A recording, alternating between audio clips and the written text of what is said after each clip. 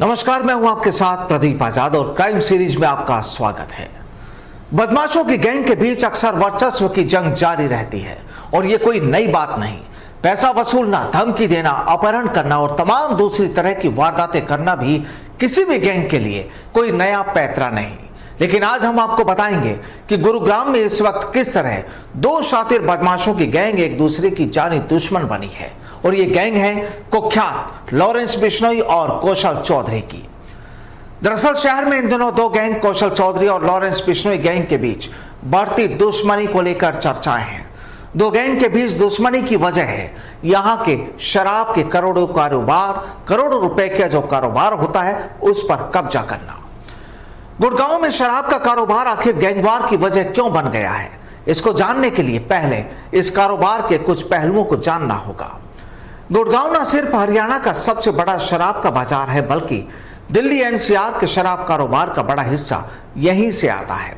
हर साल जिला आबकारी महकमे को शराब कारोबार से रेवेन्यू के रूप में लगभग 800 करोड़ रुपए से अधिक का कलेक्शन मिलता है।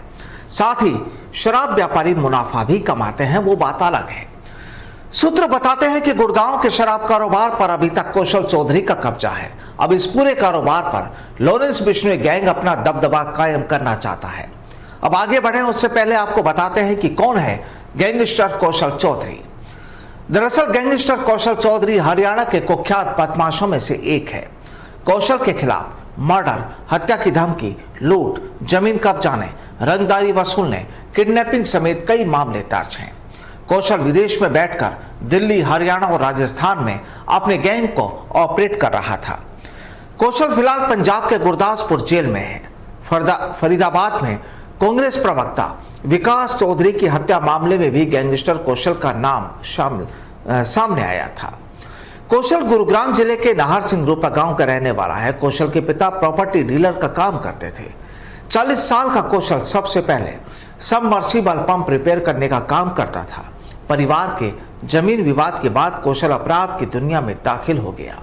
साल 2005 में कौशल के भाई की गैंगस्टर सुदेश उर्फ चेलू ने हत्या कर दी और इसके बाद ही अपराध की दुनिया में कौशल की एंट्री हुई। कौशल ने राजस्थान के बदमाश सूबे गुर्जर और अमित डागर के साथ मिलकर अपना गैंग तैयार किया। इसके बाद उसके गुर्गों ने सुदेश का मर्डर कर दिया और इसके बाद कौशल गिरफ्तार हो गया। जेल में उसकी मुलाकात दूसरे बदमाशों के साथ हुई और इसके बाद जेल से ही उसने सुदेश की पत्नी के मर्डर का प्लान बनाया। साल 2009 में सुदेश की पत्नी की हत्या कराई। इसके बाद से गुड़गांव में कौशल के खौफ का सिक्का चलने लगा। गिरफ्तार होने से पहले कौशल को 4 राज्यों की पुलिस तलाश रही थी। साल 2017 के आखिर में कौशल थाईलैंड के रास्ते दुबई भाग गया था। कौशल के खिलाफ फरवरी 2019 में रेड कॉर्नर नोटिस भी जारी हुआ था। साल 2019 में उसे दुबई से प्रत्यर्पित कर भारत लाया गया था और इसके बाद दिल्ली पुलिस ने उसे पालम एयरपोर्ट पर अरेस्ट किया था। यह ऑपरेशन एसटीएफ गुरुग्राम पुलिस ने किया। एसटीएफ के मुताबिक कौशल ने अपना वर्चस्व बढ़ाने के लिए नीरज बवाना से हाथ मिला लिया था।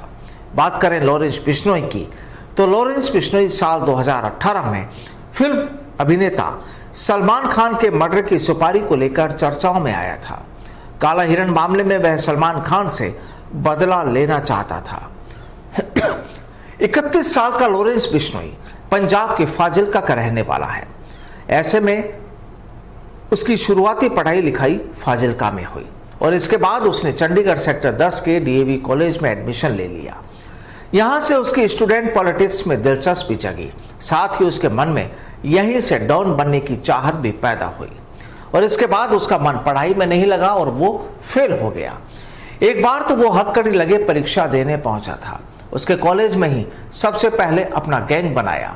धीरे धीरे बिश्नोई ने अपना नेटवर्क पंजाब और इसके बाद हरियाणा और फिर दिल्ली और आसपास के राज्यों में फैला लिया।